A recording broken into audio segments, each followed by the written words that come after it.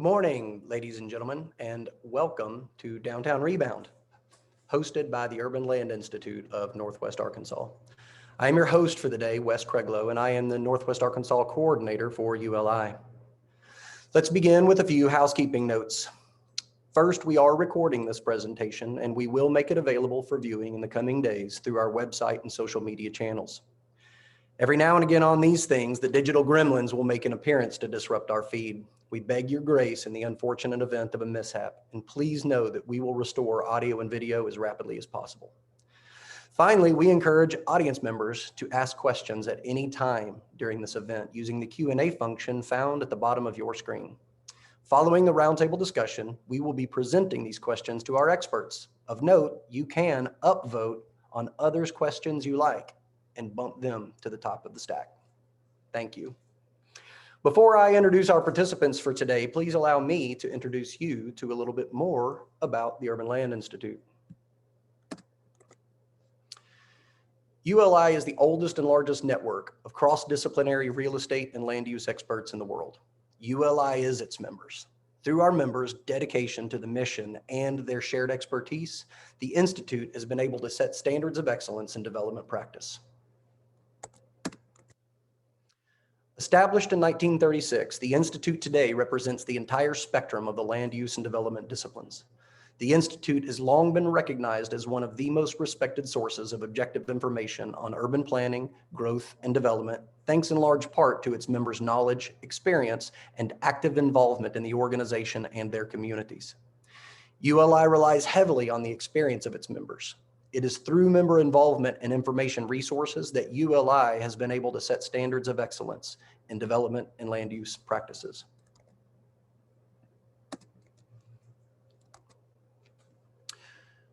District councils deliver the ULI mission at the local level. We engage local members through developing various ULI priority programs, hosting educational forums, and convening special events. And a special event is why we're all here today. Downtowns and Christmases have a deep and nearly timeless relationship. For most cities, downtown is where we congregate to celebrate. And for most businesses in the area, a productive holiday season is critical to success. But as we know, this season is going to be different. Customer behavior has been impacted by the real and perceived consequences of sharing areas with others. And new regulations have changed how owners organize and manage their spaces. So what can we expect and what can we do? With that question, I would like to introduce our keynote speaker for today.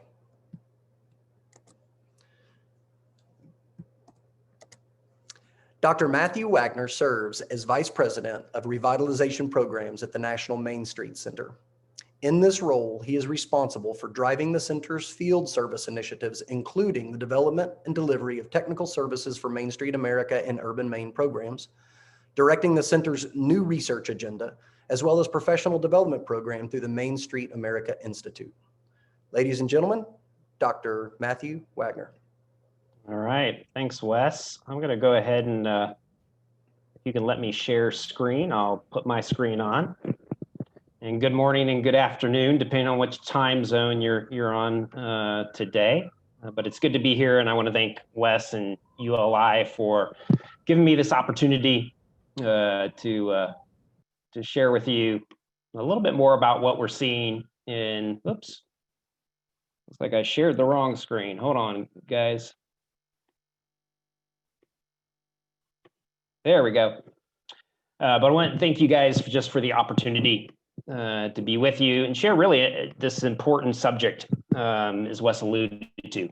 Downtown holiday shopping 2020 is going to look like nothing before. And certainly there are profound changes occurring within all sectors of the economy, but especially in terms of retail and restaurants overall. And as we think about it and the importance of holiday shopping to those particular sectors, for the most part, for both retail and restaurants, holiday shopping makes up a significant portion of their overall annual retail sales. And given sort of the changes afoot, the stay-at-home orders to store closures or occupancy challenges along the way, this year will be especially important. What I'm going to share with you in the time that we've got today is a little bit of data. So a little bit heavy on data, but as Wes alluded to, perhaps some tips as place managers, we can begin to think about how we can assist directly our small businesses and restaurants, but also perhaps how do we set the physical environment, the place itself, to play a significant role in drawing traffic, shoppers, et cetera. Just overall, in terms of retail sales, despite the kind of the doom and gloom that we see in the media, and there's certainly plenty to go around there. Overall, retail sales, because of some of the strengths of particular sectors, have been relatively okay this year. Certainly not strong, but largely driven by e-commerce, as you see here, whereas bricks and mortar has been certainly challenged. But from a retail, just overall, spending is slightly up. But when it comes to bricks and mortar, that's a little bit of a different story. We saw some rebound in what was Q2 as stores began to reopen, guidance from different states. But it's largely flattened over the last couple months. Last month alone was just at 0.6% relative to bricks and mortar transactions. But it's also important to understand that not every retail sector is sort of equal in this case. We've seen actual large, really good sales in things like building materials, garden sales, and all that is relative to the stay-at-home orders. We're all working from home a lot more, obviously, spending more time. Our kids are learning there. And as such, we're discovering all kinds of issues with our homes, the need for private offices, even things like sheds, for instance, are up 400% in terms of retail sales this year. So buying a shed is a big thing right now. Sporting goods, you're probably all familiar with what's happening with like bike sales, for instance, that are up. Leisure bike sales are up 121%. Trail usage is off the charts. And so sectors like that have really actually benefited from stay-at-home orders and the pandemic, if you can sort of characterize that as a silver lining. On the other hand, as you can see at the bottom of the screen, things like food service, restaurant sales, although have picked up because of the summer, the ability to do outdoor dining, sort of al fresco. Things like gas stations, obviously we're not driving as more. And then apparel, where you see from a media perspective, a lot of the challenges for national clothing, apparel and shoes, which pre-COVID were already accelerating towards an e-commerce platform. COVID only accelerated that trend. In terms of holiday shopping, and this comes from Inc. magazine, there are a number of other surveys that I'll allude to in this presentation. But overall, holiday shopping spending-wise is expected to be about the same as last year, relatively flat. There are some predictions that it might be off 3, 4, 5%, but most of what I've seen has been pretty much flat. The difference is shifting in the way that we're spending holiday dollars. We're seeing a lot of shifting away from obviously travel, okay, where we're socializing, perhaps going to visit family and friends somewhere else. That is expected to drop off quite a bit, upwards of a third in terms of last year's spending. Spending just on regular gifts is relatively flat, but what is increasing a little bit of the shift in gift spending is more in terms of things for the home, perhaps decorations or just sort of internal expenditures for the home, holiday furnishings, and that sort of thing, decorations, to in essence give that sense of tradition that a lot of people are obviously looking for in a very non-traditional sort of living situation this year. Some other expected changes that we might want to think about for 2020 is Wes alluded to in his opening to this presentation. A lot of different sort of consumer shifts have taken place during this time. On average, it's expected that we as humans, as consumers, every 66 days we can develop a new habit. That's about how long it takes. And if you think about COVID and how long things have lasted, there's been a lot of new trends and new habits that have been formed during this particular time. And consumer shopping has certainly been one of them.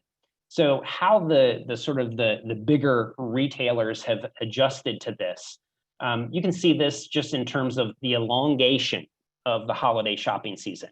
It was already, getting into the right after sort of post Halloween, but now it's actually expanded in terms of like, we're doing this on October 27th, but Prime and Walmart, Amazon Prime and Walmart have already had initial holiday sales programming that's been going on. We're also going to see, I think, a lot of like special hours, much like we saw with grocery store shopping in the beginning of COVID, with hours in the morning, perhaps for seniors, at-risk groups. And Target's actually even announced a new shopping appointment reservation system that you can look online to your local store, see how long the line, if there is a line, and then reserve a spot in that line to avoid sort of staying in a long line with a lot of people. So I think we're going to see some sort of creativity around that, at least with some of the big box retailers. Also, besides the elongation, we're also seeing a lot more, instead of big one-day sales, a number of sales. So rather than Black Friday, although there will still be Black Friday, although don't expect a lot of shopping at all on Thanksgiving. We're seeing a lot of closures announced for Thanksgiving. But look for multiple week, sort of one-day sales. So a number of Fridays, for instance. And that's something I would encourage our smaller retailers to think about as well, to elongate their own season. So in essence, if our small businesses aren't there today, we've got to get them there quickly, because already there is holiday shopping happening. And if sales are flat, we're already seeing a diminishing amount of dollars that can be allocated there. So we've got to get in the game relatively quickly. The other thing is, if you were doing pickup and delivery before, it's remaining sticky. Accenture did a recent study that showed that those that were becoming used to pickup and delivery, that will remain sticky through this time, upwards of 80%, indicating that they'll continue to use this form of engagement with retailing. And then finally, especially for small businesses, given some of the issues around mail systems, for instance, and getting inventory, as well as the elongation of the holiday shopping season, you're going to have to be much more strategic in your inventory purchasing, and then the timing of which, because if you wait too long, the inventory may not arrive in time, especially if there's overseas inventory involved. Just in terms of consumer trends, as consumers are thinking about holiday shopping, which is slightly different from just overall consumer shopping. Google did a recent survey of about 1,000 participants showing that about 75% of shoppers who plan to shop this season will be shopping more online, which I think is to be anticipated. I think the concern for small businesses is whether or not from March 2020, did they make the pivot to having some form of an e-commerce engagement with their consumers? We did a national survey of about 6,000 plus small businesses, and at the time, 2/3, so about 67% of the small businesses less than 20 did not have an e-commerce component to their business. That's kind of scary, but we've had a little bit of time and the hope, and it appears based on some recent surveys that many begin to develop those kinds of engagements. Just some other sort of points given the time limitations, but 70% of shoppers will be planning their shopping a lot earlier, as I alluded to. A lot of that is just to avoid crowds and minimize, which is a good thing. And then Radio also did a survey and said that 63% of shoppers say they're slightly or much more likely to purchase from a retailer they know is following safe protocols. And so I think that's also important in terms of how we position shopping this year. In so many years in the past, it's really been about sales, maybe unique products, somewhat the experience, but I think we're going to have to factor in the safety element of this as well, depending upon sort of the consumer outlook at the hyper-local level, rather than just depending on the national sort of level to indicate that.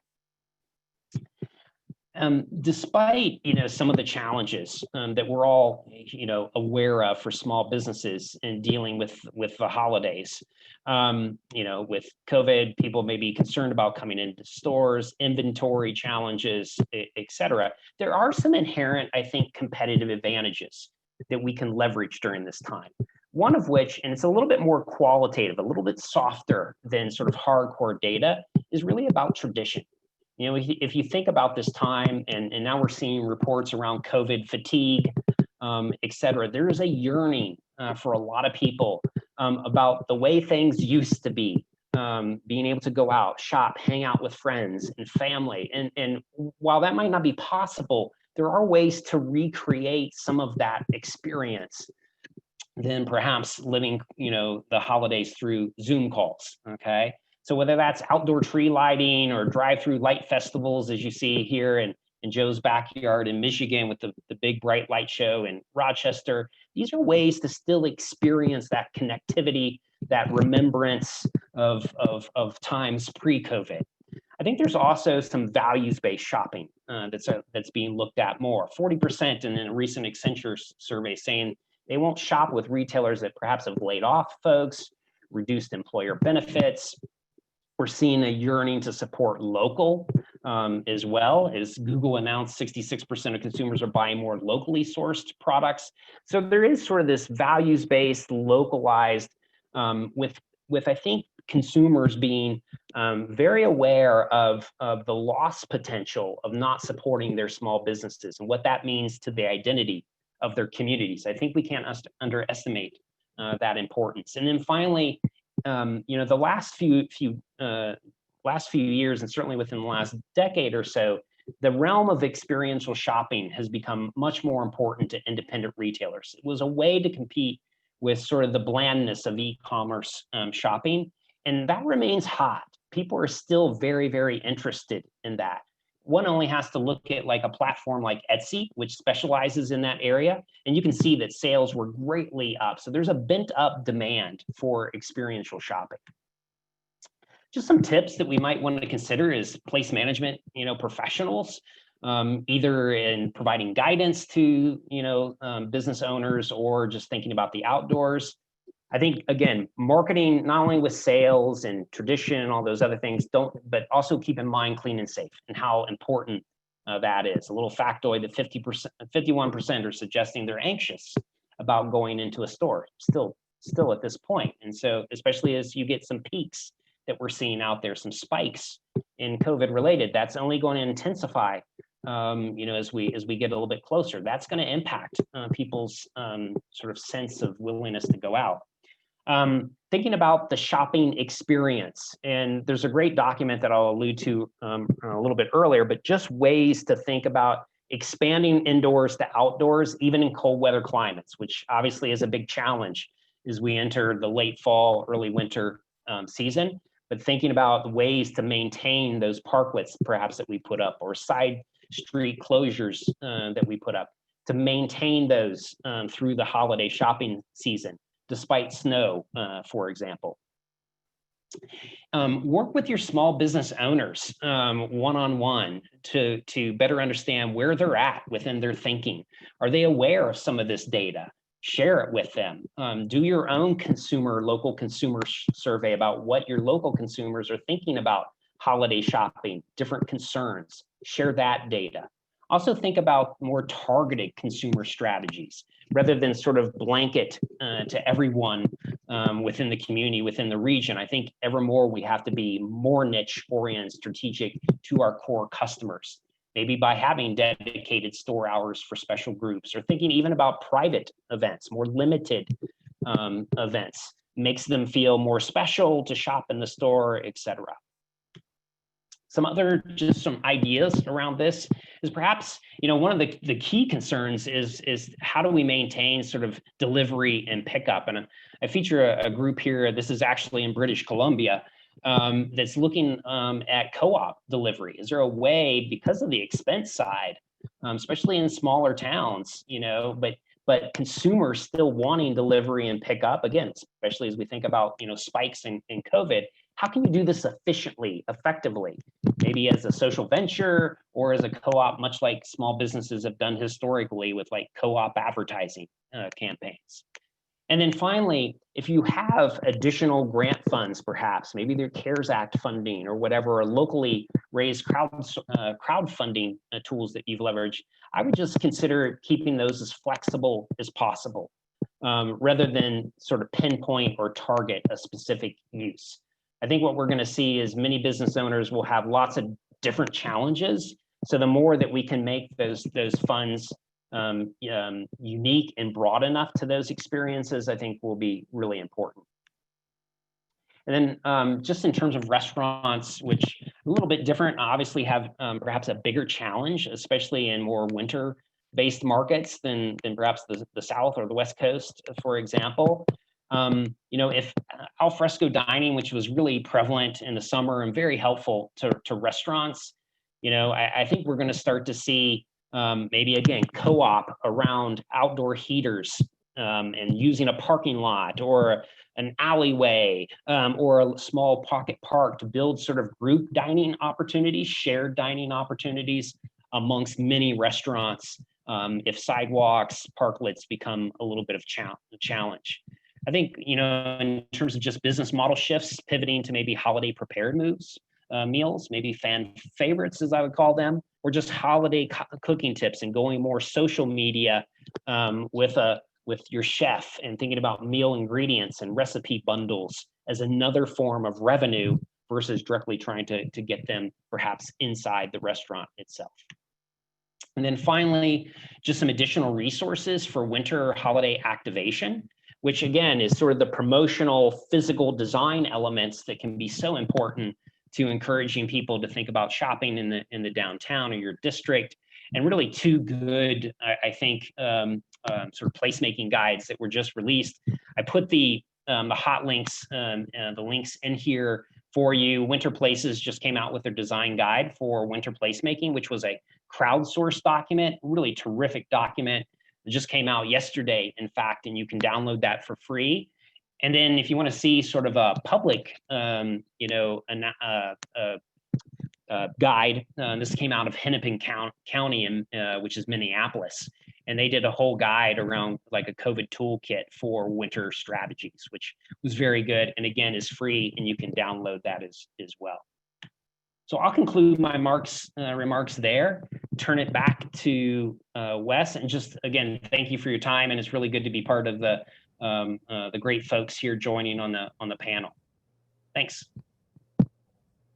Thank you very much, Matt. A fabulous presentation. I really appreciate you taking the time to put that together and inform us. I just think economic forecasts broadly, like you presented here, can be powerful tools, not just for the small business owners, but for those downtown managers, whether they're a nonprofit or a Main Street Association member, potentially the commercial real estate owners, all of those landowners that participate in our downtown areas. There's some great information in there as far as forecasting, and then some tips and best practices.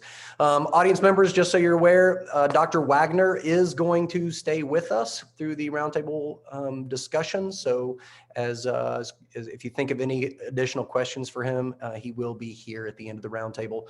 Dr. Wagner, real quick, before I let you fall off completely, can I ask you, questions already come through for you. I'd like to ask you if you can make available your slide deck in PDF format, and then maybe I can hang it on our Arkansas ULI website or distribute it via social media. Is that okay? You bet. Happy to. I figured if I put you on the spot, you couldn't say no. I should have mentioned it actually up front. So thanks for the question from the audience. Thank you again. You bet. Thanks. Okay. We have a fabulous roundtable that's going to pick up where Dr. Wagner just left off and kind of dig in a little bit deeper on each of the components that he spoke about. We will get started with Anne-Marie Luthrow. She is a principal at AML Insights and an expert in shopper behavior. Her extensive client list includes Adidas, Athleta, Estee Lauder, L'Oreal, Victoria's Secret, Walmart, Oakley, and ESPN. Today, she uses all of her Wall Street learnings to enhance Main Street merchants. Anne-Marie, welcome. Kelly Hi. Veal co-directs Project for Public Spaces programs and projects. Since 2006, she has managed projects related to the planning, design, and development of public markets, such as overseeing economic feasibility studies, merchandise plans, vendor and customer surveys, placemaking, business plans, and marketing tactics. Ladies and gentlemen, Ms. Kelly Veal. Shawnette Corkhill founded Front Door Back to bring the best in store design and visual merchandising to small businesses across the country. She helps cities, districts, and an array of individual brick and mortar establishments across the country tell a coherent story with their storefronts, lighting, signage, window displays, and merchandising approaches. Welcome, Shawnette. Thank you for being here. Joe Borgstrom is a principal in the consulting firm Place and Main Advisors, which specializes in downtown and traditional commercial development revitalization using placemaking techniques and Main Street strategies. He and his teams have used state and local incentives to leverage more than $2.2 billion in private investment into communities. Welcome, Joe. And of course, our roundtable facilitator. Get my, it occurs to me that maybe you're not seeing everyone. We'll get the gallery view going. Martha Lonigan, our roundtable facilitator. Martha is an executive consultant with the Startup Junkie Foundation right here in beautiful Fayetteville, Arkansas. She consults with small business owners and entrepreneurs in the region regarding all aspects of starting a business or growing their current business and maintaining economic viability. Startup Junkie is a team of passionate people working every day to empower entrepreneurs and innovators here in Arkansas. Ladies and gentlemen, your roundtable. Let me double check that I have a gallery view going. Yes, I do. All right, Martha, the floor is yours. Hello, everyone. As Wes said, I'm Martha Londigan, and I'm coming to you from beautiful Fayetteville, Arkansas, located in the northwest corner of our state. And behind me, you can see in my virtual picture is one of our most infamous, wonderful entertainment areas called Dixon Street. And this is a beautiful view for you of what Northwest Arkansas looks like. I'm excited from what Dr. Wagner said about the fact that 66% of all the people Google talk to want to shop local. So they just want it to be safe.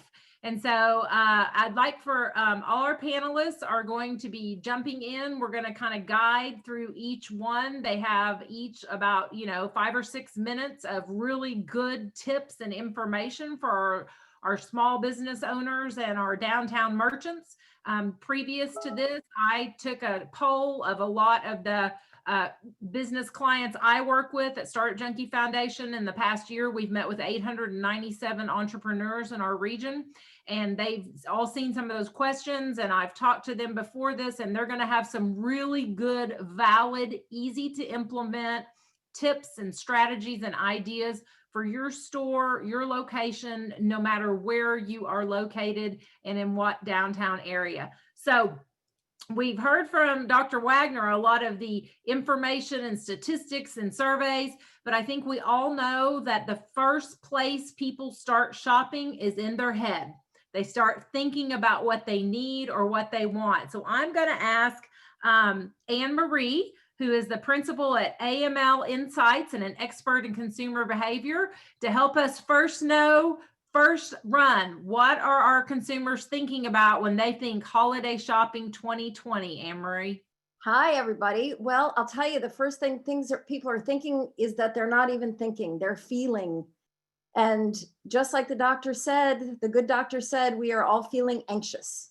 There is a permeating feeling of anxiety. And of course, we're anxious about COVID. We're watching the stats every day. Is our state turning redder on the map? Are we getting more cases? But we're also watching the election, and we're watching civil unrest, and we're watching the stock market, and we're watching unemployment.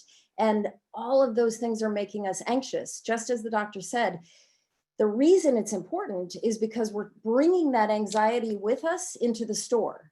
So right now, the biggest thing that the stores can do, and everything that I'm going to talk about, which is reiterating a lot of what Matt talked about, is how to quell that anxious shopper, how to acknowledge the anxiety and how to meet them where they are and quell that anxiety.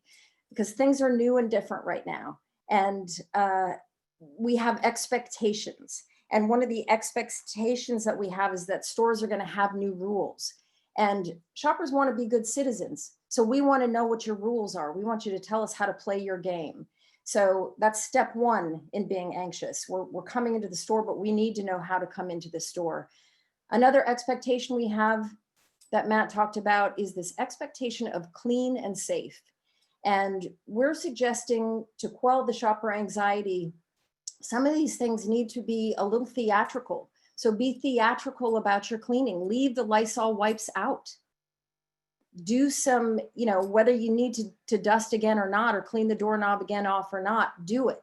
Do it to show shoppers that you are practicing what you preach about clean and safety. And with the safety, do you have your plexiglass up? Do you have spots on the floor that are 6 feet apart from one another so that people know how to avoid other shoppers? Have you set up your store in a way that people aren't going to get stuck in the same corner of the store? So those are some ways that you can demonstrate clean and safe. And of course, the most obvious is wearing a mask. If you are wearing a mask, forget your political beliefs. You're just showing your shoppers that you are being safe and that you care about them and their safety. So when we talk about addressing shoppers, you have to meet them where they are. And where they are right now is two different places, literal and figurative. So we talked about the figurative, that's anxious. We're in our heads, we're anxious. But where we are literally, as Dr. Matt said, we are online. That is where we are right now, literally. So that is one place to meet your shoppers. Where you meet them is online. So getting the word out that you're open, getting the word out that these are your new standard operating procedures, all of that can be done online as well as at the store. And where we're meeting people literally is also at the curb, at the door. Maybe they're not coming in, maybe they're just coming in just to the cash wrap and back out again. So thinking about where we're meeting people, how can you demonstrate being clean and safe? How can you address their anxiety by meeting them where they are? And you have to take these extra steps. So we didn't run out to somebody's car and pop something in the trunk before, but now we are. So that's meeting customers where they are, literally and figuratively. Now, when we get into the store, the way that we're shopping is different. And what we are doing right now is, first of all, we expect about 25% fewer shoppers in the stores. And those shoppers who aren't in the stores are probably looking for you online. So like the doctor said, if you haven't yet, a lot of these Main Street businesses haven't built an online presence. You can at least reach out via social media. Show them that you're open, show them that you're alive, show them that what your operating procedures are, show them some of the products that you're promoting. So make sure that you're getting out there, because that's one way that we're shopping. But what we're doing is not entertainment shopping. So we're not calling a girlfriend and going to the mall. We're not doing that anywhere in the country. And we're certainly not doing it on Main Street. So when we are shopping, we've been told to make essential trips only. And essential trips mean a lot of one-stop shopping. So what can you take care of at your store that is a bigger picture? Can you ship something? Can you send something to somebody? Can you offer them a list of what else they need with this particular product that they bought? So thinking about shoppers not wanting to make multiple trips, they want one-stop shopping as much as they can. And they want to do something called mission shopping. So we're not shopping for entertainment. We're not shopping just to browse. We're coming in for a specific mission. And in mission shopping, that means the conversion rate, the percentage of people who walk in who then buy, that's your shopper conversion rate. Your conversion rate is going to be higher. So you may have fewer shoppers, but those shoppers are more likely to be buyers in your store. So that's the bonus part of mission shopping. Another thing about the way that we're shopping is going to be reflected in your staffing. So shoppers are avoiding peak hours. Well, we used to staff up for peak hours, but now shoppers are avoiding peak hours. So think about that when you're staffing. Shoppers are also going to, like we said, they're going to be calling you and asking you to run things to their car. Maybe you're doing concierge service, like dropping things off on a porch. You have to staff for that. You have to think differently about how you're staffing. You may not have to staff up for customer facing. You may have to staff some more behind the scenes. But thinking about that mission shopping, when we do shop, the way that we usually shop is that we come in and we look, and then we touch, and we try something, and then we check the price. And if all those things are successful, we get to the buy, and that's the victory for the store. But right now, shoppers are shopping with their arms folded, with their hands down at their sides. We are looking, but we're touching less because we think we're not supposed to. We're afraid to touch. We don't know how this virus is transmitted. So therefore, what you can do as a store owner to facilitate that shopping is to help them shop by pulling out products that they want to see. So this is something we call access versus excess. So you can get rid of some of the stuff that you know shoppers aren't coming into your store for. There's always, a percentage of your product assortment that you could probably put in the back room. So we want to concentrate on access over excess. We want to help these mission shoppers get to what they need and clear the way of any of those extra products. That may mean pulling out a fixture. It may mean pulling some products off of fixture and just highlighting your pure profit center. So that's access versus excess. Let me check my notes here. Making sure that those products get to the shopper and those shoppers get to the product. And Anne-Marie, talking about the psychology, what I'm starting to think about as someone who works with business owners is when they see a customer in their store, I think they need to get really excited because Dr. Wagner just told us the majority of Americans plan to spend as much as last year. And what I'm hearing you say is, and when they come in, they'd really like to buy all their holiday gifts in your store and go home. So I think psychologically, our business owners need to get super excited like, Tigger and Winnie the Pooh every time a customer walks in the door. Yes, a big amen, hallelujah, when somebody walks in the door, absolutely. But don't put them on the spot because shoppers hate that. They don't want too much attention. So be careful about that. Or lots of attention, but 6 feet away. Exactly, that's exactly right. So just a few other things and I'll wrap up. Some of those fulfillment methods that we talked about that he said are sticking around, they absolutely are sticking around. You have to be prepared to bring something to someone's car, drop something off at someone's porch, or mail something, ship something. And you have to be aware that shipping times are lower now. That's adding to our anxiety. People are shopping earlier because they know shipping times are longer. And then the last sounds like a throwaway, but it's not, especially for a certain population in your store, and that is diction. We are all standing further apart and we're wearing something across our faces, our masks. So diction is key right now. You want to make sure that you can communicate clearly with your shoppers. So diction is really important. So we suggest speaking to your shoppers like English is their second language and like everyone is a little hard of hearing. And then lastly, I'll round up with exactly as you said, it is always, everything that we're talking about is best practice always. And COVID has just accelerated these best practices. It has accelerated shopping online. It has accelerated one-stop shopping. It has accelerated mission shopping. It has accelerated clearing out the excess so you can get to access to what you need. So one thing that we always say to retailers is it is so important to thank your customers.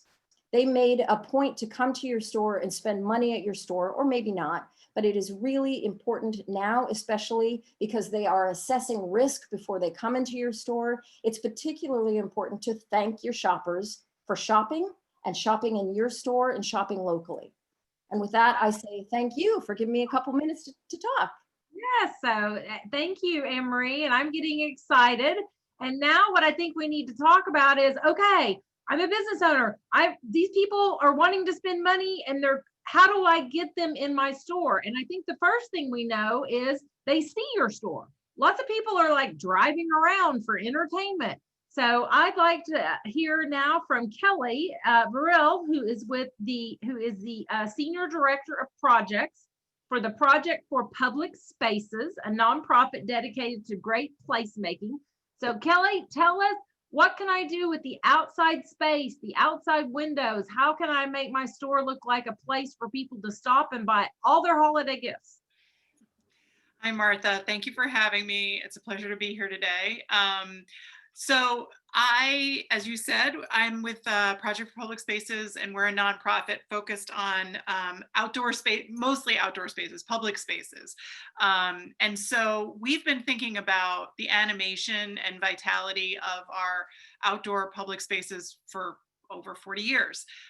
So even prior to COVID, we've been advocating strongly that our, small business retail really uses the outdoor space available to them, spilling out, creating this like really kind of inviting atmosphere for folks that are walking in the sidewalks and streets and experiencing the outside. So, even prior to the public health needs to be, thinking about using outdoor space more frequently, we already were saying like that's what people want when they come to main streets, when they walk down streets or drive down streets. They're not, it's not appealing to them to see blank storefronts or like a first floor that seems really quiet. They're looking for a kind of feel for what's inside before they get inside. So I'm on a panel right now with some like real retail experts, and I'm not that, so I'll just be very clear about that. I don't have the kind of data and points to make about like the specific where to put things in order to attract the most people, but I can talk about the kind of environment you want to create outside of your store, and ideally in conjunction with the other storefronts and retailers around you, to really create an inviting space, like to turn this into a public space that people want to go to.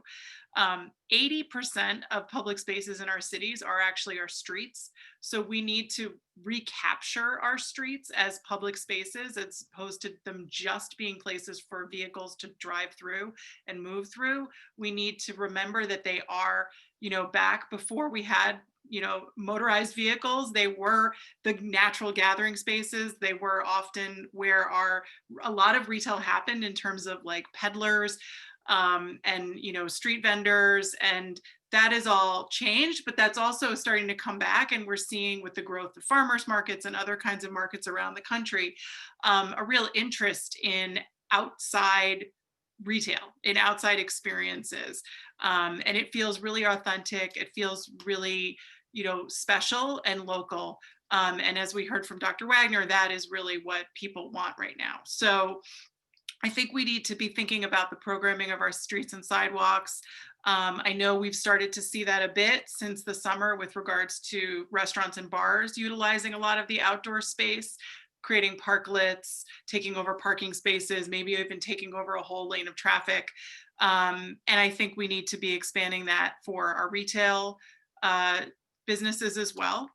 And, there's a lot that goes into that. And there's plenty of, guides right now out there, amazing work done by NACTO and others around how to do that kind of setup. So I'm, not going to necessarily list off a bunch of ideas. I will give credit to a lot of farmers markets that have had to who have been actually doing this since March. They were some of the very first kind of retail enterprises to adapt outdoors to this and to learn what it means to social distance and to still create a meaningful environment for customers. And so if you have any kind of local markets that stayed open in the beginnings of the pandemic when we were still doing a lot of lockdowns, I would look to them for some of the guidance that they took. A lot of them did early efforts around internet ordering, driving up and picking up orders without having to go inside. So there's, there actually might already be some kind of retail experts in how to do this during COVID already in your community, in your market operators. So take a look at who's been doing that since March. And I would say the other thing, and Dr. Wagner talked about this when he talked about tradition and experience, that is, speaks very much to what we're about. We think that the animation of public spaces and streets in this case and sidewalks can be done through restaurants and bars, can be done through the retail, but it also can be done through, accessible, free, inclusive programming that will draw families to the space. And, I know people are anxious and numbers are definitely going up around the country. And we all have to be careful. But we do know that outdoors is safer than indoors, and people are more comfortable gathering outdoors. And, if we create we can still have some of those experiences that we've always loved in the holidays, whether it's, the lighting and the Christmas tree lighting, caroling, things that are outdoors that you can figure out how to social distance for, that still create a kind of warm and inviting atmosphere that will attract people to your downtown areas. And then if your retailers are participating in that and they're doing some spill out shopping, that they will hopefully see the benefit of people still wanting to kind of do something and get out a little bit and experience the holidays. And then the other thing I'd say is that none of this is easy. This is all, take some will from your city, and I'm sure others will speak to this, but really being able to talk about the benefits that you're bringing as a commercial enterprise and district to your city, to advocate on your behalf for use of streets and sidewalks for this kind of activity is really important. Kelly, I love what you said about reaching out to other people to give you ideas. So, if you have a store and you have a Main Street Association or a Chamber of Commerce, ask some people to come walk by. I will tell y'all, I went by one of my client stores the other day and I told her, I said, we already had a conversation that the outside is now the inside, and look at these leaves and look at this trash by the curb. The outside of your store is your store. And I'm sorry if your city didn't send a street cleaner by, but if that's your pickup area, you need to be making that look good. If there's a pot outside, have some flowers in it, have it look nice. And so I think that's a great idea that all our business owners should be reaching out and asking their Main Street people, their Chamber of Commerce, their people to come say, hey, will you walk by my store? Tell me what you think, because you see it every day. And so I love what you're saying. The outside is the inside. The outside is your store. I think that's just wonderful. But now let's talk about the folks that need to get people inside. We have some restaurants that don't have outdoor space that they can put tables. We have some stores that have very, very tiny sidewalks outside, and there's not a huge outside. So I'd like to ask Shawnette, who's a principal at Front Door Back, where she consults on store design and visual merchandising. So Shawnette, tell our associations, tell our business owners what they can do to make this an incredible customer experience, to make people feel wonderful once we get them in our doors. Hi, thank you. Hello, everyone. And one of the things I talk about is, as retailers, you need to show versus tell people what you're about, that you're open. You've got to, first, amen, clean and safe, get out front. Whether you left that cup there or those leaves blew in, you're getting credit for it, whether you put it there or not. So go clean it up, go walk the street. But I'm a big show versus tell. So I actually have some slides that I put together. So if this works as planned, I'm going to hit share screen and I'm going to walk you through some of the things that I think about.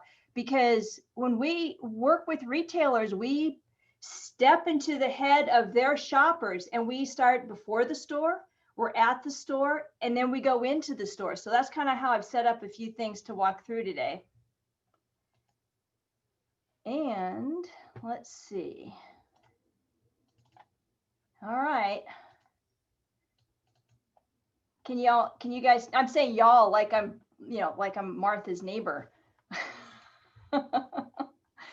Getting my Southern in. All right, so you can see that now. Fantastic. So before the store, as Anne-Marie talked about and the Dr. Matt talked about, is that this could be as far as some people are going. So make sure that your signage is readable, it's in a good place, and that it's branded so that it's obviously different and locatable in terms of wayfinding from other signage that's in your district.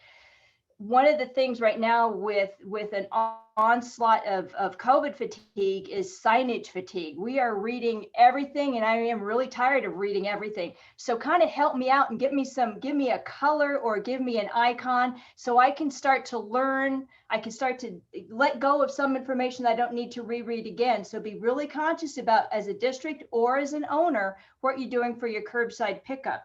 So I want you to prioritize your messaging. And once you prioritize it, I want you to professionalize it. So it's got to look good. It's been here long enough that we can move past taped up signs and half hung banners. It's going to be around. So we've got to make it look good. So we're at the store, and let's see if I can advance this here. And at the store also includes your windows and your sidewalks. And I think, I got a frog in my throat. I think your sandwich boards and your sidewalks can go a long way for communicating that you are open and that this is recently posted. So we're not anxious, like, are you really open? How old is that sign? I think this is very topical and very immediate. And because we are staying outside, your audience is, you have a new audience and you have a slower audience, and you also have a more receptive audience because people are pining to support their local retailers. So use these areas and understand their importance. When we talk about prioritizing messaging, this is an example of an unprioritized explosion of information, and you get fatigued thinking about where you're going to look, and everything out here is absolutely useful, but I have lost my energy and will to try to engage. The information I need from across the street is, are you open? Great. I can come towards you and I will gather more information of a different nature once I get to your front door. So this is nice, clean, prioritized messaging. And as I had mentioned earlier, I wanted to include this because we know we're going to be wearing masks from here forward for quite a while. Go ahead and commit to having that information professionally installed. And then the other signs that might be more temporary in terms of what phase we're in or the capacity for the store or the restaurant, that can kind of get taped up. And normally we don't like to say use tape at all. Actually, it's a 4-letter word, but then I know that's a current sign. This is a permanent sign. So think about professionalizing it. All right, so at the store, we're coming in, so people are standing outside.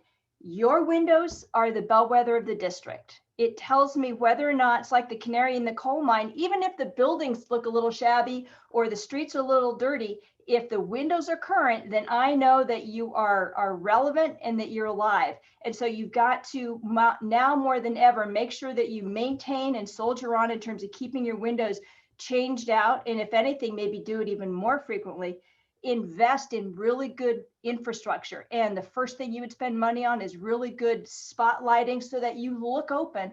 And as we go into low light hours, the thing that makes a district feel alive is good lighting. So do what you can in your windows, and you don't have to wait for the weather. You don't have to wait for permission from a landlord. Get your windows lit, get them decorated. And this also gives you an opportunity to create some messaging to broadcast back out on your social media platforms. So make sure you look and are alive. And because what are people doing when they're out in their district? They're waiting to go inside.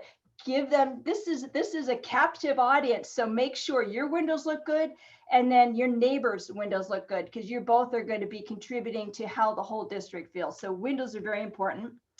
So getting inside, I want to talk about Anne Marie, I think you brought up creating space and editing. And I want to talk about creating what your layout means. When people say you need to reset and you've got to re-merchandise, what exactly does that mean? I just have to start moving stuff around. You've got to have a strategy for that. So what I want you to think about, and then this diagram on my left, I hope it's for you, where it's in red, it says aisles.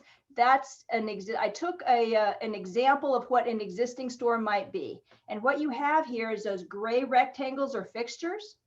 And the front of the door is at the bottom of this diagram here. The CW stands for cash wrap. So you have somebody walking into the front door, your shopper. That green dashed area, that's a decompression zone. We're just walking in and figuring out how the store is laid out and what's available inside. That red X is typically where we stop and go, okay, point of recognition, I'm going to go to the right, kind of a soft right over there.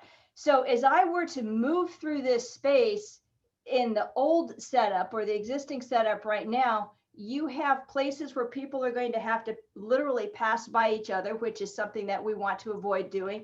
And also if people get to the back of the store, and now you're in a dead end situation and you can't get back out. And if one person's down there, you're not going to go to where they are because now they're stuck. So aisles create impasses. And what we want you to do is on the other side of the store where I have islands. Go from aisles. We want you to create islands. I took all these exact same number of fixtures and pulled them to the center.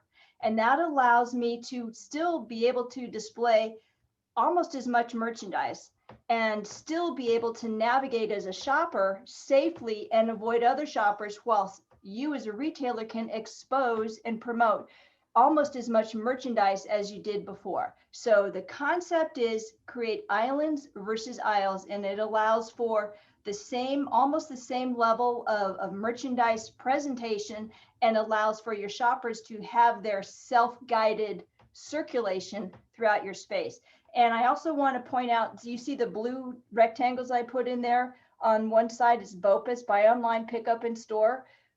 Because we want to be more theatrical and we want to be more efficient with our staff, that's where your online orders are staged so that your staff can get them and simply run them out to the front door.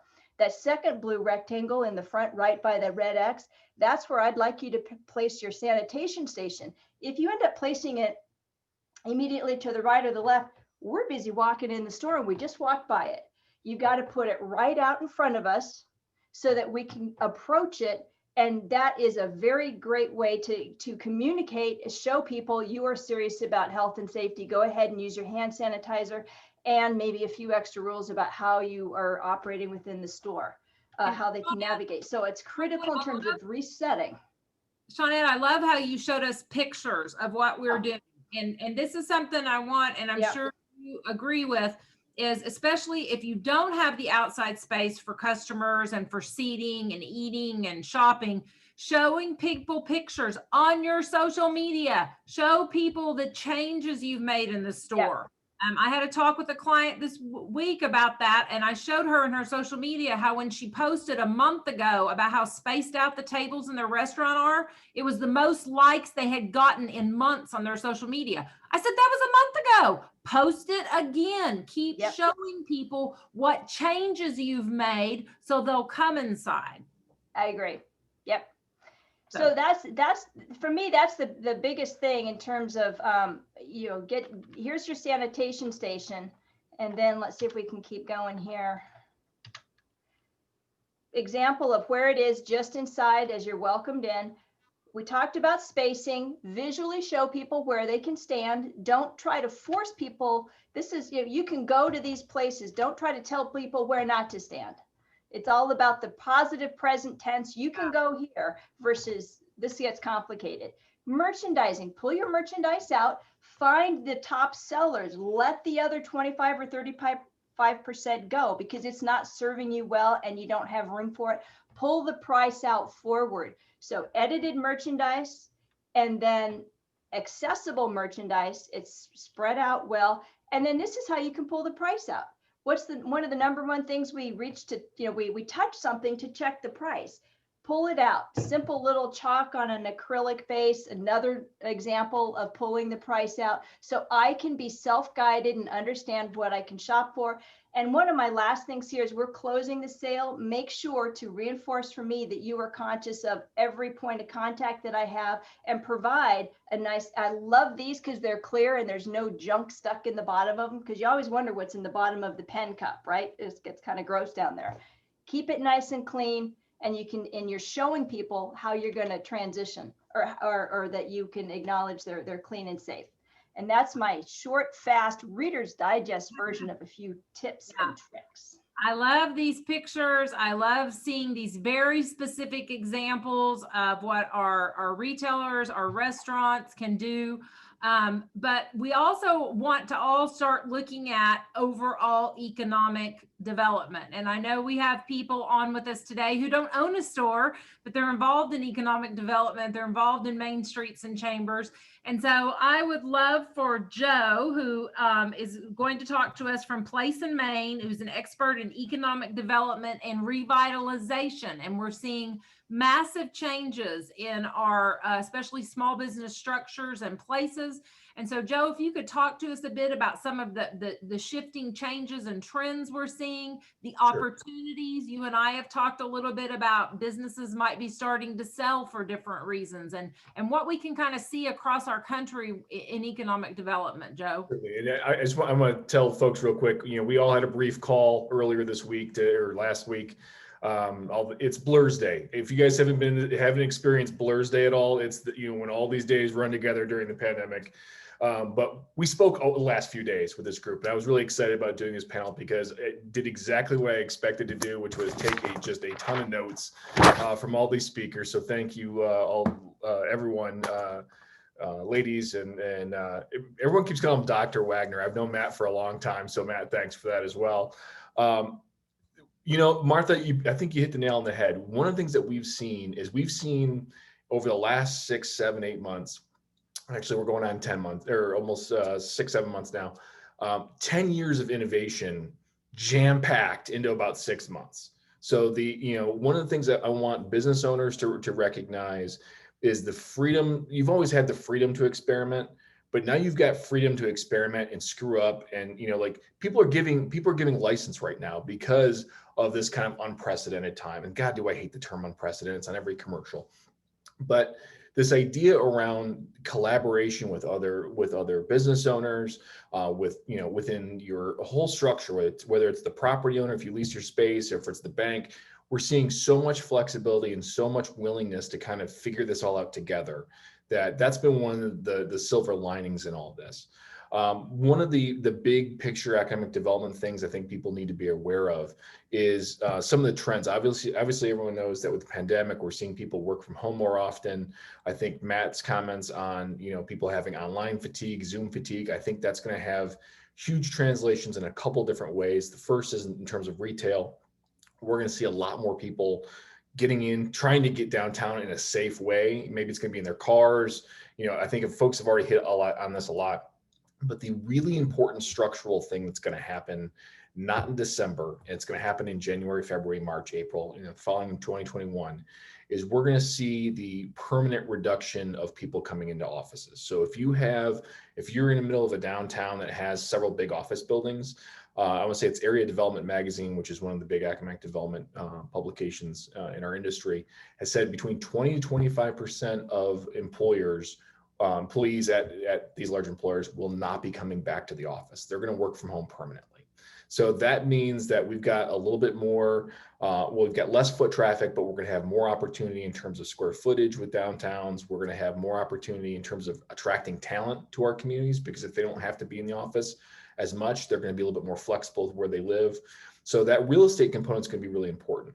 The other opportunity here is, we're 6, 7 months into this pandemic. You've got some business owners who are barely hanging on. And, there's the opportunity for the potential to acquire other businesses. So if you are a business owner who's doing pretty good and you have a competitor who may not be doing so good, this might be a good opportunity to acquire that competitor. We're seeing a lot of flexibility within the financial markets, especially around financial institutions. They're allowing more flexibility and renegotiation than ever. There was a lot of folks, several friends of mine in the financial industry who early on, as we were calling for people to say, call your bank. I had a couple of bankers call me and say, quit telling the people to call us. We're already calling them.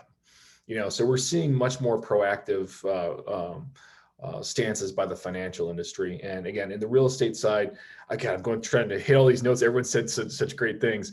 One of the things I think is also really important on the small business side that I want to echo that folks Matt had talked about this earlier, was the shipping times in terms of your inventory. This whole idea around Shipageddon, that's a term I heard used on the Today Show last week or something like that.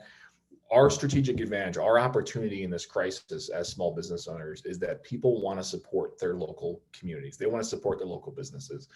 And having things like Shipageddon that's kind of out there, that ability to be able to deliver locally to your local customers, especially as it gets closer to Christmas when people start panicking and they haven't bought that thing yet, that's going to play to your advantage as well. And I know I just hit on like 7 different widely ranging topics, and I know that we've got a roundtable that we want to get to. So I don't want to belabor many of those points, but I think the key thing I want folks to take out of this holiday season is, don't go into it with a mentality of, can we survive this holiday season? It's, what are these opportunities for us? not only just within this, not within the holiday, just within the holiday season, but what's the opportunity going to be like as far as first quarter 2021, second quarter of 2021. We're going to have this thing for a while. It's going to be 12, 18 months, I think, until we finally get to a point where, you know, we're able to deal with it. Use this opportunity, these times for that opportunity that you might have as small business owners. And with that, let's open it up to, I know we want to have a good conversation. I'm thrilled to have it and be part of this. So let's start talking as a group. Yeah, and the next, moving into economic development, I'm really excited to welcome to the screen and to talk now is Devin Howland, who Devin and I are work time neighbors, just a couple blocks apart. So Devin is the Director of Economic Vitality for the city of Fayetteville. I have lived in Fayetteville, Arkansas. This is my 50th year. And it is amazing to see a brand new Fayetteville, which is all because of Devin's efforts that he started before COVID to establish an outdoor refreshment area for Fayetteville, Arkansas, which means people walking around with cups of alcohol in public on purpose and not getting in trouble. And folks, if you're not from the South, that's a big deal here. And Devin took this project to the nth degree, and it has become just an incredible way for us Southerners to think about being outside all the time and not sitting inside year round. So Devin, I want you to take and tell the world about what we've been doing in Fayetteville, Arkansas, and how our downtowns and this Dixon Street behind me is one of those places in our square have all been transformed in recent months. Absolutely. Thank you, Martha. Let me get my PowerPoint up. Well, good afternoon, everybody, or good morning. My name is Devin Howland. I'm the Director of Economic Vitality for the city of Fayetteville. And really, when we think about our response as a department, our contract services response, and we did so much with Startup Junkies Consulting as well, it's really about ensuring that commerce has the means to adapt and change. And in many cases, in some time as the city, that was getting out of the way and making sure that you could continue to innovate. And the first really big measure that we did, and as Martha mentioned, we did have the good fortune of working on this for months prior. And that was what we call ORA, or Outdoor Refreshment Area. You see public drinking districts called this in Ohio primarily. Yet so often when members of our community, especially being in Arkansas, we think about a public consumption district, our mind immediately goes to Bourbon or Beale Street. You know, I joke and say I'm not that good, but what doesn't get talked about a lot is there are over 50 of these across the country that are wildly successful, and yet no one talks about those. And so what our law did was it really had three key components. And depending upon where you are in the country, you know, some of these you might say, really, you couldn't do that. But for us, we had to use this tool to knock down some barriers. And the first was allowing consumption at sidewalk cafes, parklets, and in our public right-of-way, and on private property in the district without a barrier or a fence having to be up, a traditional requirement. And the second was it abolished beer gardens. Now, if you ask, what is a beer garden? Well, in events down here, you have to consume alcohol in a very small area in an event. And so this enabled us to get rid of that locally. And the third is it created the largest public consumption district in the state. And that is what Martha preluded to, that runs 7 days a week. It's 150 acres, and I think it's itching to stretch its legs to get a lot bigger in 2021. And I think there's going to be appetite for that. And what we've seen so far really hasn't been emulative at all of a Bourbon or Beale Street. It's much more emulative if you've been to downtown Savannah and that feel that this isn't a big deal, because it's not. And what we've seen since we started was downtown started to change in the middle of this pandemic. People started returning to downtown. People were bringing lawn chairs. People were gathering in socially distant circles with their friends. And in the months since, and this opened up the third week of July, the program has 56 businesses selling into it. That's a 93% participation rate. I don't know, I haven't seen another district with this many businesses, at least in Arkansas or in the South, selling into something like this. 96,000 to-go cups have gone out our door already in about 3 months. The city is providing those cups right now. They're compostable. Sustainability is a big deal in Fayetteville. And multiple bars are even telling us they're setting all-time sales records. in the middle of a pandemic. And so we've had no citations, we've had no issues, and it's been a miracle that we've only found 30 littered cups thus far. And so the program's working really, really well. But all of a sudden, something else started happening. It wasn't just bars and restaurants whose sales were going up, but our events started to come back. And our anchor institutions and our performing arts centers, even the oldest venue in the state, Georgia's Majestic, started using this tool to have concerts outside. And the image you're seeing here was actually the first outdoor freshman area event that Fayetteville had. And it was done by Fayetteville Roots. It's a great festival that's held every year. We hope to welcome it back next year. But we're seeing this being able to pivot. We also began, and as some of the speakers have alluded to and talked about, looking at how do we use our assets, our right-of-way, and the public's assets and right-of-way to expand seating. And with that, the city began working, our development services team, crafting an ordinance that our city council members acted so quickly on. An emergency meeting was held to get this through. And that was no review, no fee, no surety bond, just by right use, sidewalk cafe deployment and parklet deployment. ADA obviously needs to be maintained. And we built a parklet guide. One of our new long-range planner, Mary McGettrick, built this, and it's on our website for anybody that wishes to use it. And this link is here, and I can get this to Wes as well. But we have a lot of infrastructure and assets on this page that can be used. Now, they are specific to Arkansas law, but those resources are there. And our work with that is, when we think about COVID, it is so far from over. And next, we're really moving into, it's not just our bars and restaurants that need these spaces, but we want to make sure that our retailers and our other small businesses can stretch their legs and get outside, and that we have the appropriate pathway.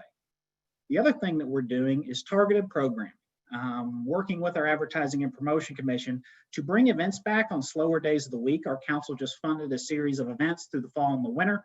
That experience Fayetteville is going to be hosting.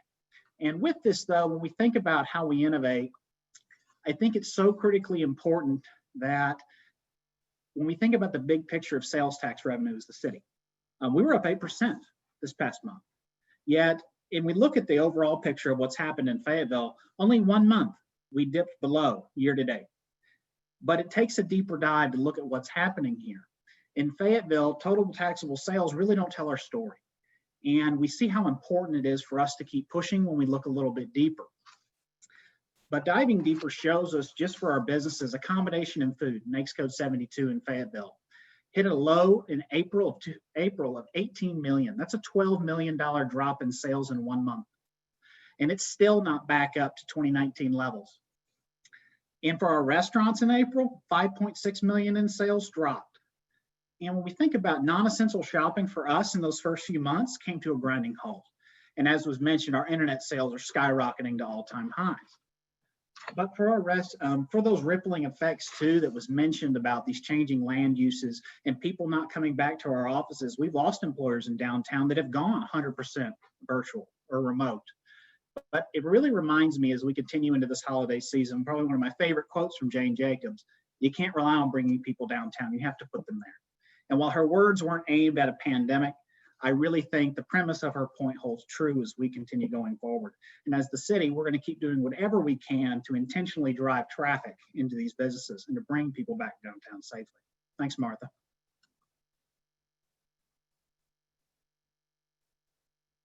Thank you, Devin.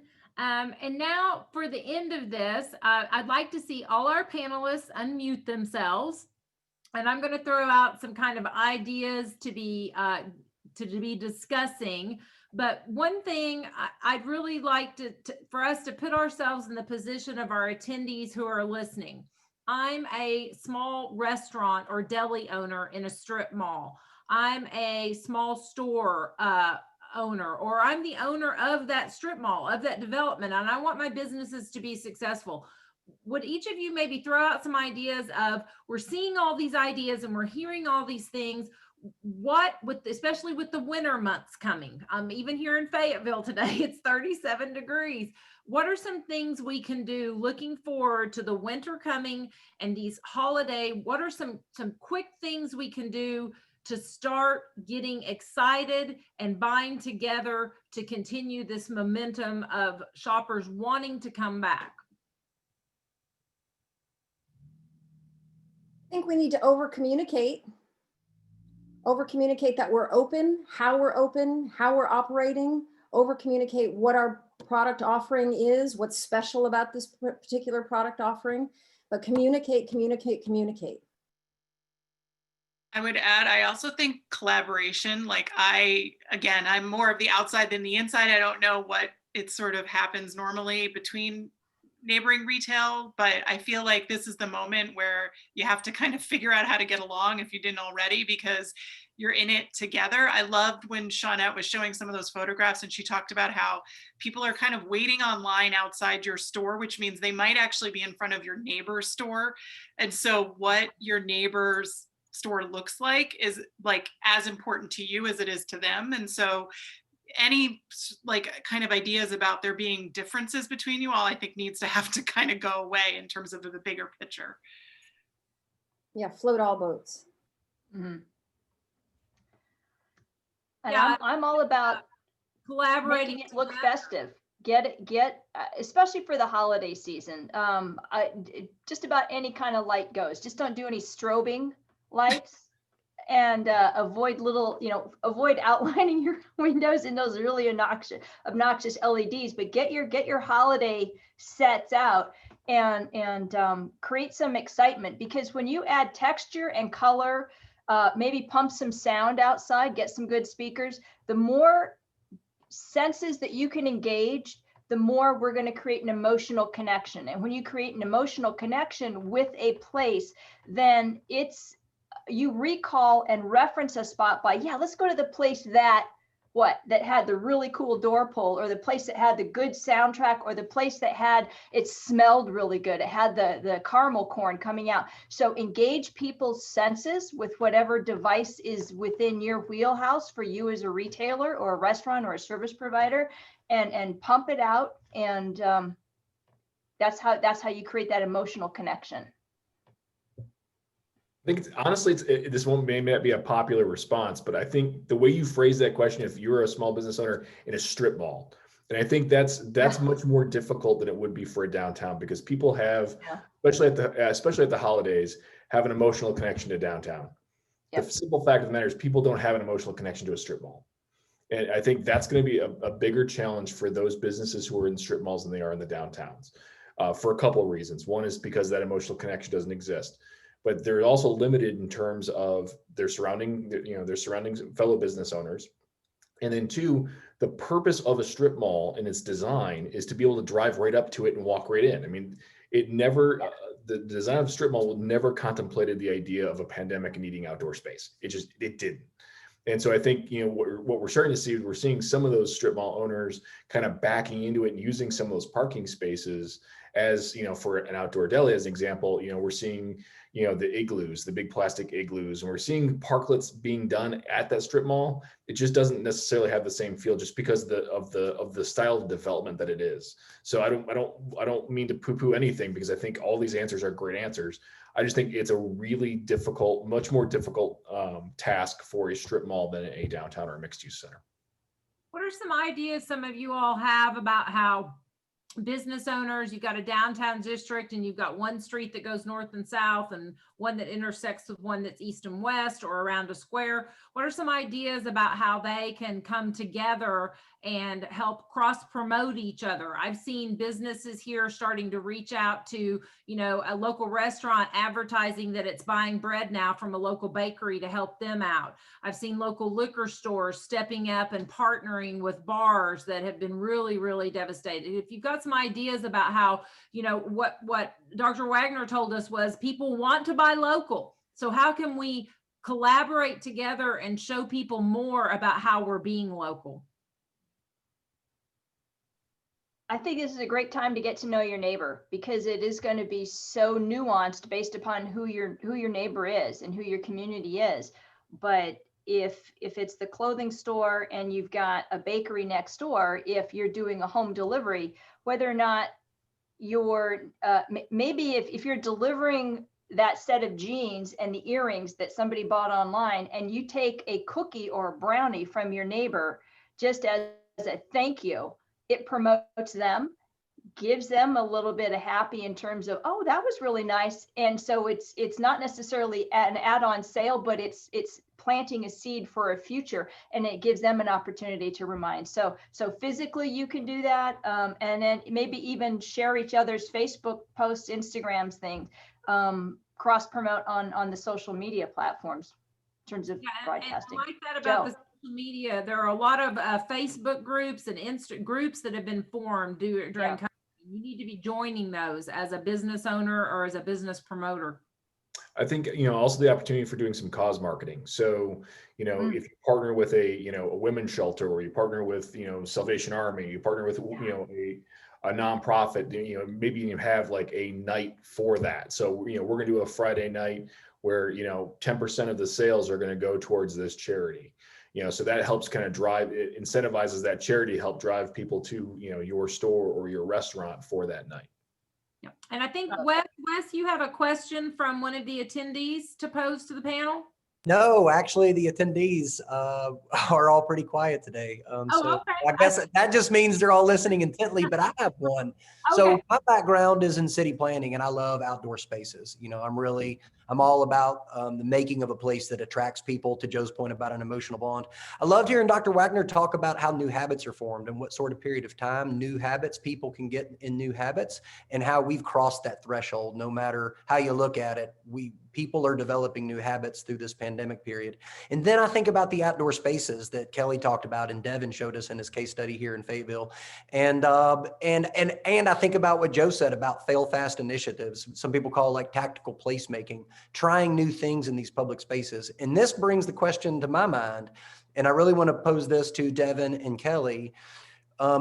What is the political will necessary to take better advantage of our public outdoor spaces, be they sidewalks, streets, plaza spaces, outdoor park spaces, and how can we initiate new activity? And Devin, I know you're familiar with the public will working in City Hall, and Kelly, I think about outdoor office space in this, outdoor schoolhouse space. It goes beyond simply retail and hospitality. These outdoor spaces can draw people to downtown for a whole host of reasons. And I know you have a lot of experience in that. So to the two of you all, how can we capitalize on this habit forming moment to experiment with new outdoor spaces? I can jump in, Wes, on that in regards to the political will.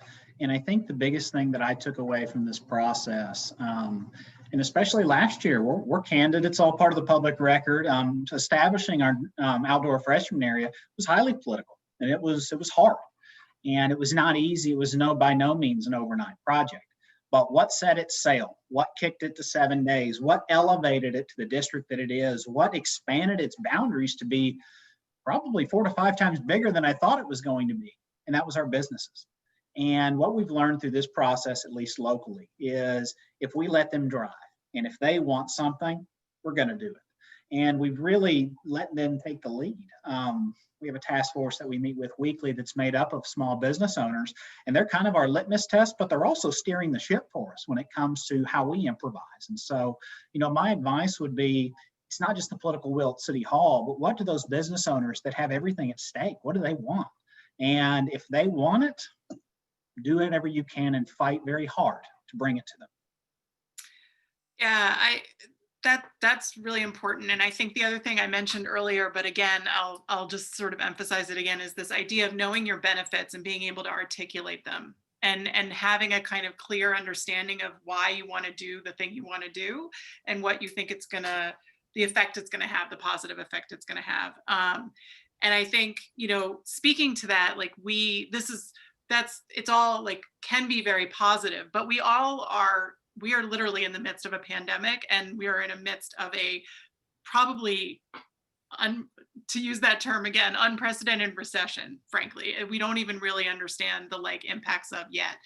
And we know that small business is most at risk. We've seen, between February and June this year, we've seen 1.2 million US business owners shut down. And we've seen that has very much affected Black and Latinx entrepreneurs, especially. And so what do we in this moment, want to do? What do we want to be? Who do we want to say we are going forward? And I think that, I'm probably I'm saying things for other people, but I think that we want to support our small businesses, and we want to support especially small businesses owned by women, immigrants, BIPOC, you know, et cetera. So we need to kind of make the case, because this is important to who we are. And as you know, when it comes to the idea of like, what do our outdoor spaces look like, our public spaces, we've always advocated for flexibility.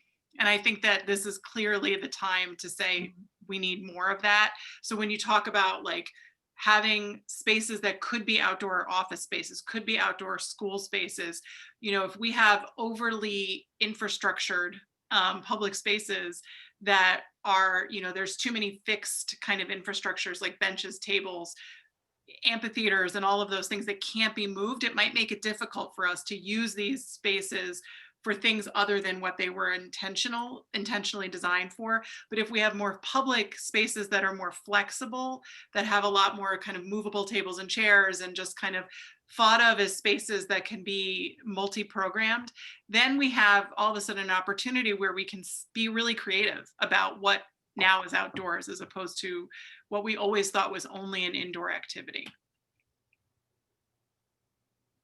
Mm-hmm. And I'll jump in and say, once again, you need to be sharing this creativity on your social media, in your newsletters. I had a conversation this morning with a client about, they have this fabulous patio, and it's been raining here for days. Her patio is all covered. And we had a conversation about her neighbor down the street that's her biggest competitor. Their patio's not covered. And I'm like, get the pictures out on social media today of it pouring rain and people sitting in your patio. And then we started talking about when it starts getting colder, get pictures of people in their hats and their muffins, but they're sitting outside in your covered patio and they're eating and they're having fun. Even if you can't afford expensive heaters, show people what's going on, because everybody's home on their phone, and it'll remind them to come and experience. If you've wheeled the books out on the street, on the sidewalk, and bookcases, and people are shopping on your sidewalk and getting rung up, buying books on your sidewalk, post pictures of that and tell people. That is excellent advice, Martha. And there's some other excellent advice coming through Q&A. Karen Wagaman, who is a chamber executive here in Northwest Arkansas, she wants to remind people to share your good news stories wherever you are. The press is always looking for good news stories, and promote. Let the audience out there, which is your entire community, know that your downtown is open for business. And one of my favorite things, Amy Garcia Phillips from New Jersey just mentioned that people don't complain about parking being given up to parklet. If your downtown is anything like any downtown I've ever been familiar with, parking is always a drama. But it looks like since the pandemic, parking has become less of a drama, and people are using these parklet spaces. And sometimes, in the case of my hometown here in Fayetteville, entire streets that get closed at times. So great input there. Thank you all very much for participating. To my roundtable participants and Dr. Wagner, our keynote speaker today, fabulous input from all of you. I see that most of you on your names there on the gallery screen have your businesses listed. But for anyone who missed it, you're welcome to come by arkansas.uli.org, head down to our events section, and on the description for this particular event, you can find links and more information about each of our speakers today. I definitely encourage you to continue the conversation with them directly if you have any more questions or comments.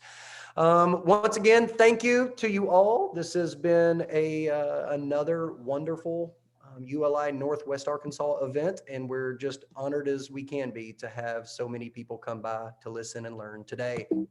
You can always find more about ULI Northwest Arkansas at arkansas.uli.org. And through our website, you can not only keep up with future events and get access to ULI resources, but you can access our social media feeds.